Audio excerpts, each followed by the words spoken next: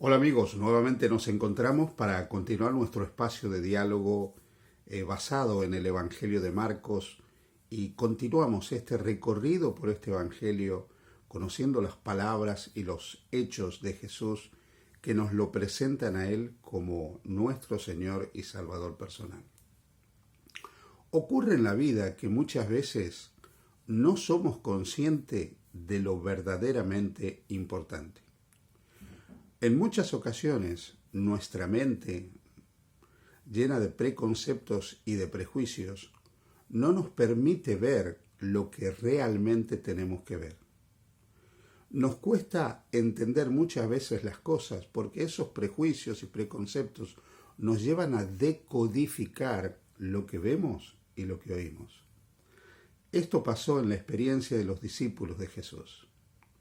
El Evangelio de Marcos, en el capítulo 10 que estamos estudiando, desde el versículo 32 al 34 presenta que Jesús nuevamente, como lo había hecho ya en otras oportunidades, le menciona a sus discípulos que Él había venido a entregar su vida a favor de la humanidad.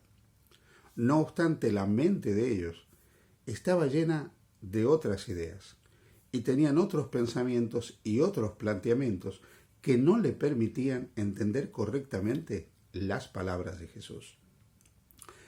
Los versículos 32 en adelante hasta el versículo 45 nos dicen lo siguiente: iban por el camino subiendo a Jerusalén y Jesús iba delante y ellos se asombraron y le seguían con miedo. Entonces, volviendo a tomar a los 12 aparte, les comenzó a decir las cosas que le habían de acontecer. He aquí subimos a Jerusalén y el Hijo del Hombre será entregado a los principales sacerdotes y a los escribas y le condenarán a muerte y le entregarán a los gentiles. Y le escarnecerán, le azotarán y escupirán en él y le matarán. Mas al tercer día resucitará. El resto del relato hasta el versículo 44 nos dice cómo dos discípulos de Juan, los hijos de Zebedeo, Santiago y Juan, estaban preocupados más bien por qué lugar ocuparían en el reino que ellos pensaban que Jesús establecería. Y ambos, como nos dice el versículo 35, entonces Jacobo y Juan, hijo de Zebedeo, se le acercaron diciendo: Maestro, queríamos que nos hagas lo que pidiéramos. Él les dijo: ¿qué queréis que os haga? Ellos dijeron: concédenos que en tu gloria nos sentemos, el uno a tu derecha y el otro a tu izquierda. El concepto de gloria que ellos tenían era una gloria terrenal. Era una gloria basada en un supuesto gobierno de Jesús establecido aquí en la tierra, que iba a traer para el pueblo de Israel un periodo de prosperidad, de gloria y de grandeza. Ellos veían a Jesús como un Mesías glorioso, como un Mesías terrenal glorioso. Pero tenían un concepto completamente equivocado. Queridos amigos, Jesús les planteó a ellos que iba a morir, que iba a padecer, que iba a sufrir. Les dijo que le iban a matar, pero los conceptos que ellos tenían no le permitían entender las palabras de Jesús. Incluso el desconsuelo que ellos experimentaron luego de la muerte de Jesús fue resultado de no entender las palabras de Jesús. Porque Jesús también había anunciado su victoria sobre la muerte, porque dijo que resucitaría. El tema es que ellos tenían ideas totalmente ajenas a las enseñanzas de Jesús. Y esas ideas equivocadas, como este concepto de reino mesiánico, terrenal, glorioso, político, económico, social, que supuestamente pretendían que Jesús estableciera, no les permitía entender las palabras de Jesús. Esto nos suele ocurrir también a nosotros. Nosotros tenemos una cantidad de ideas, de prejuicios, de preconceptos, que cuando se chocan con el Evangelio, nos llevan a interpretar los hechos y las palabras de Jesús de manera equivocada. A lo largo de la historia esto ha sido algo que ha ocurrido en numerosas oportunidades. Hemos interpretado equivocadamente el Evangelio. No hemos entendido correctamente las palabras de Jesús. Nuestras ideas nos han llevado a creer que el reino de Dios es algo que tiene que ser establecido en la tierra. La Iglesia cristiana durante siglos luchó por el establecimiento de un reino de Dios en la tierra que tuviera connotaciones terrenales, políticas, económicas. Pero el planteamiento que Jesús nos hace es totalmente diferente.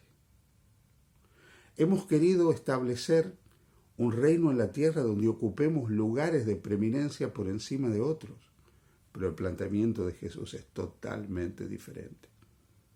Él no vino a esta tierra para establecer un reino glorioso de poder, de grandeza, donde los seres humanos pudiéramos llenar determinadas expectativas materiales.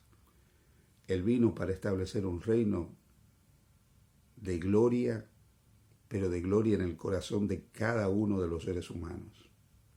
Es un reino espiritual.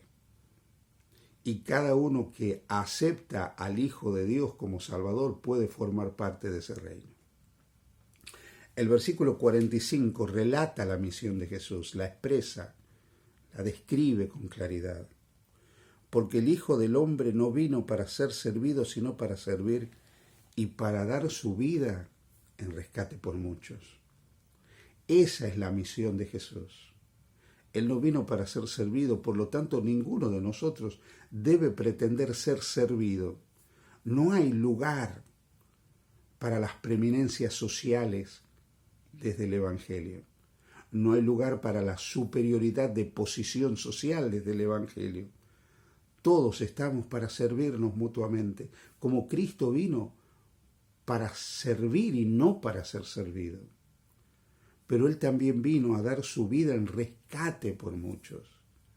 Y esta palabra rescate y la palabra muchos hunde sus raíces en Isaías 53, aquella maravillosa profecía mesiánica donde se presenta al Mesías, al siervo sufriente, que sería llevado como oveja al matadero, como aquel que traería el rescate necesario para salvar a los muchos del pueblo de Israel. Así que la obra de Cristo fue venir a entregar su vida a favor de la humanidad para rescatarnos, para pagar el precio de nuestra liberación y que podamos ser librados de la culpa y de la condenación del pecado. De tal manera que ninguna condenación hay para los que están en Cristo Jesús. Así que no debiéramos dejar que nuestras ideas, prejuicios o preconceptos nos impidan entender verdaderamente el mensaje de Jesús. Jesús nos quiere decir que el camino hacia la vida eterna, el camino de la redención, el camino del rescate pasa inevitablemente por la cruz. No hay salvación fuera de la cruz de Jesucristo. No hay salvación sin la entrega de la vida inmaculada de Jesús a favor de cada uno de nosotros. Recuerden, queridos amigos, que Él sufrió la muerte nuestra para que nosotros podamos vivir la vida suya. No es que la magnitud de sus sufrimientos nos salva a nosotros, pero sí nos salva la vida perfecta que Él vivió y entregó hasta vaciarse completamente en la cruz al punto de perderla por nosotros. Nos salva que Él es el que nos libera a través de su vida, pasión, muerte y resurrección. Él es el libertador de la raza humana. Él es el que paga el precio de nuestra liberación y es el precio también de nuestra liberación. Con su vida, con su muerte, con su resurrección, nos trajo a nosotros la vida eterna. Así que en el camino de la vida, despojémonos de todas ideas equivocadas que nos impidan ver la belleza de Jesús, que nos impidan tener paz con Dios, que nos impidan una auténtica transformación del carácter, que nos impidan que nuestros corazones no sean transformados a la semejanza del corazón de Jesús, que nos impidan comprender que estamos en este mundo no para ser servidos, sino para servir a semejanza de nuestro Maestro.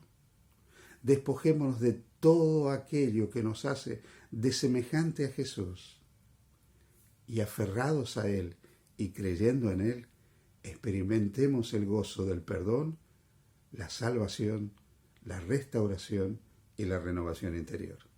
Que el Señor te bendiga. Feliz día junto a Jesús.